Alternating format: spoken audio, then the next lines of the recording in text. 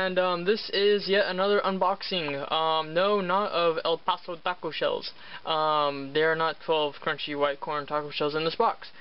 This was a box sent to me in the mail from eBay, as I'm sure you can expect. But I'm showing this box off because it is something pretty interesting and that you wouldn't expect Warhammer to be in. And that's why I do these videos here showing what I get from eBay, because you never know what type of box you'll get. So that's just kind of funny. I would show you the other side, but it's just the other side of the box. But it has been duct taped around the corners, that way no one can break into it. Not very sophisticated, but you know what? It works. I believe though that if you get like the $5 flat rate boxes, I think they are a little bit cheaper, but you never know, the taco shell box might be just a bit cheaper.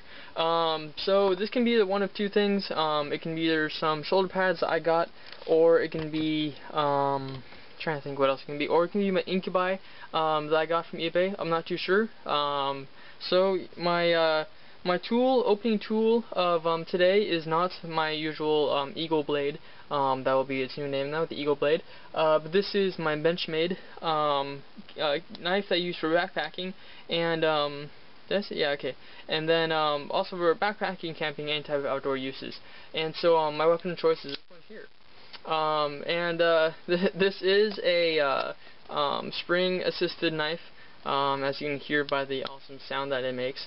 A lot of the scouts in my troop are pretty jealous I have this blade, and let me just give you guys a closer look, because this is pretty special. As you can see, it opens up pretty quickly. I have my initials engraved to it, so if you can guess what my initials are, leave that in the comments below, because it'll be kind of a little fun competition there. You'll get maybe a little treat if you guess it right. But if you are my cousin who is watching this, you can't enter on this contest. I'm sorry, because you actually know my name. But this is a Warren edition Benchmade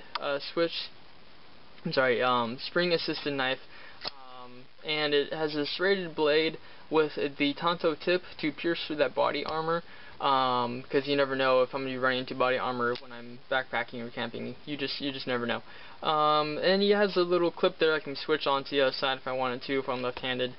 This is so I can open it with my right hand. I am kind of able to close it with one hand. It is pretty hard to do. Usually I just set it against my leg and I close it that way. Obviously not with the tip in my leg. That'd be very bad. But this will be my weapon of choice for today. And if I don't think I said this already, but I received this as from my father when I had my Eagle ceremony, because when I was in Canada my second time over there at Charlesville Summers, the interpreter that we had, he had a Gerber spring-assisted knife, and it was pretty quick like this one. It looked really awesome, and so my Trek and I was really wanting to get one, because you know, what scout doesn't want a cool blade that can flip out in a matter of seconds. It is legal, but the ones that aren't legal are just a button, so you have to press it with the button and it flips out. That is illegal, but this one, you have to flip it up, or you can raise it with your fingers or whatever, and it has a safety, so you know it's pretty bad when you have a knife that has a safety on it. But this does have a safety, so let's open up that box. Let's see here. It does have a very menacing sound. So let's see here. I'm gonna do this. I'll put this here, like that. If it smashes on my models, just gonna pour down this area.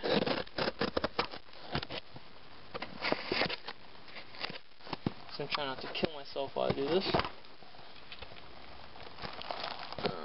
Like I cut the duct tape off. Let me get this part off real quickly.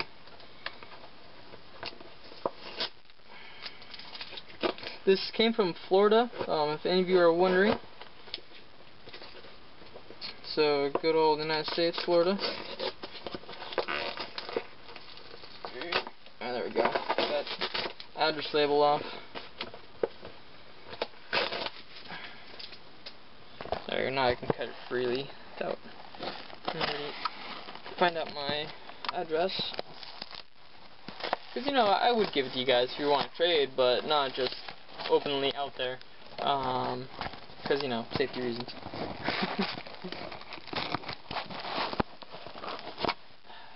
Alright.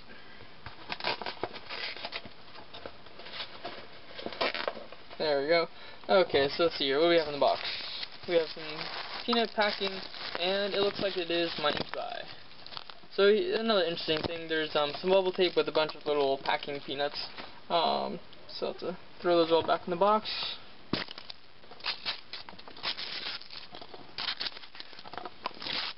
Alright, I'm going to stop this here so that way you guys don't get all bored. Alright, so it is the inky buy that I've ordered from eBay, which is awesome because now I have my HQ and my, or his bodyguards. So the only downer about these models, not that they're, not the fine cast part, but the two on the right here, they are missing the little, extra bits on the back. The seller for the eBay auction on this one, he had two squads. One of them went over the box value of the GW prices, so I just dropped that auction because I didn't think it'd be worth buying the ink buy for over the box price. And I was able to get these for a few bucks under, maybe I think 3 or 4, maybe $5 under. But I did realize at the end that they weren't, or that they were missing these bits. So I'm gonna try to either get them off of a bit store. But if not, I do have extra ones. I do have these extras, so I'll probably use those. But as you can see, I only have 3, which I need 1 more. So I might cut it off another witch or something and use those, or do something else.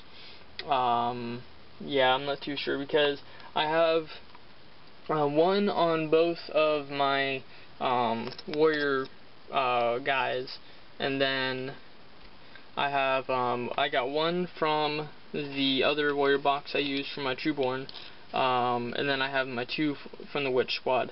So I'm gonna have to get, I will need to get another box of warriors for my Trueborn because some of them I've incorporated them into other things.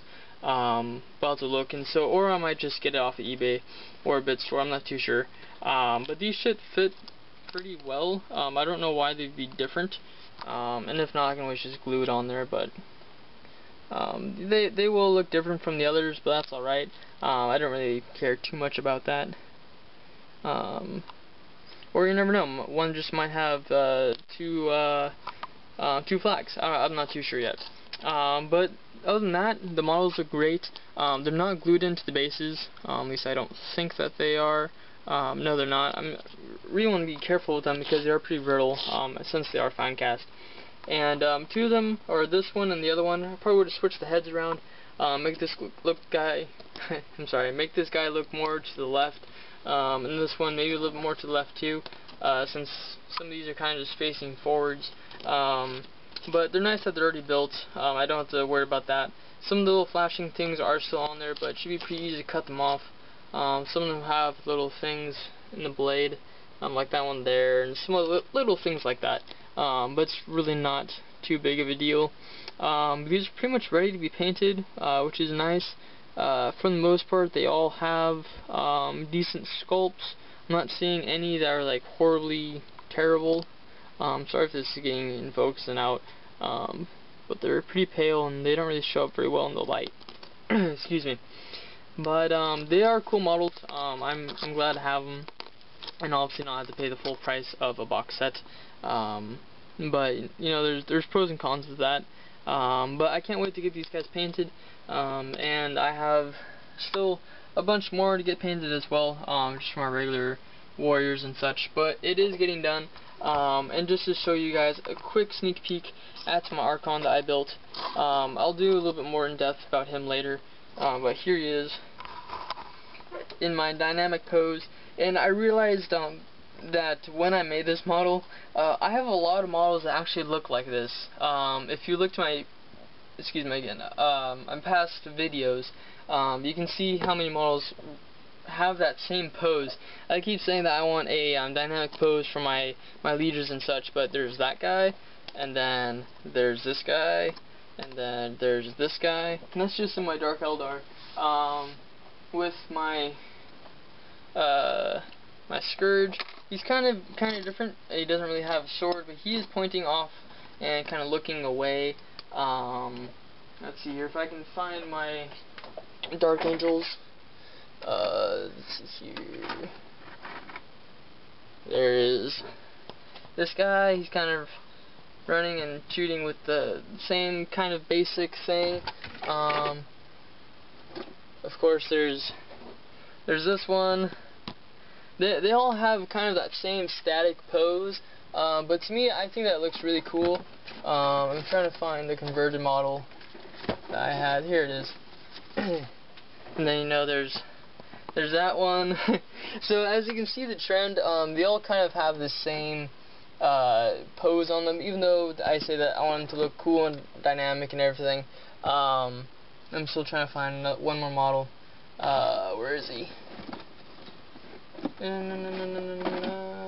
No, I guess not. So I keep on saying I want a dynamic pose, but I guess to me this is pretty dynamic. I do like it, of course, because I have been using it on about 5 and 6 other models I've had. But you know, it looks cool, and so I hope you guys like the build. And I hope you like the unboxing, and I will talk to you guys later. Bye bye.